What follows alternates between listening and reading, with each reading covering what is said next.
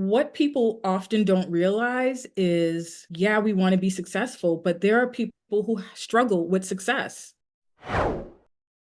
They have a fear of being successful and leaving others behind. You feel guilty, you feel sad, you feel like, why me and not them? And you start to feel like, I don't deserve this. Oftentimes, you are challenged with, I feel so guilty that I don't feel like I deserve this. I have to give it all away. But there's so many other ways to give. It starts with the mindset of, okay, I'm the one that made it out. I'm the one that's here. Like, why me and not my cousin? Why me and not this person or that person? Who knows? Sometimes it just happens that way. But you have to remember that everything that you have, you worked for it. It wasn't luck. You went to school, you studied, you worked hard, you got that job, you got the promotion, you started the business, you put in the work, you grew it, you worked for it. So it's important to not discount or minimize what you did. Yes, It now allows you to be able to make a difference. You can't make a difference if you're back there. You can't make a difference if you're broke. You can't make a difference if you're not successful.